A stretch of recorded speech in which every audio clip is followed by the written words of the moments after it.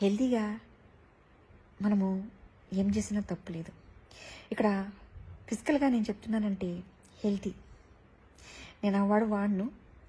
హెల్తీగా ఫిజికల్గా ఒక లేడీ పురుషుడు కనుక కలిసి ఉన్నట్లయితే అది తప్పేమీ కాదు. అంటే ఇక్కడ అన్నిటికీ కూడా బ్యాలెన్స్డ్గా లైఫ్ ఉండాలి. ఏదైనా విచ్చలవిడితనం మాత్రం చాలా ప్రమాదకరం. అట్లాగే అసలు లేకపోవడం కూడా చాలా ప్రమాదకరం. అందుకని బ్యాలెన్స్డ్ లైఫ్ ఇంపార్టెంట్ దేనికైనా సరే.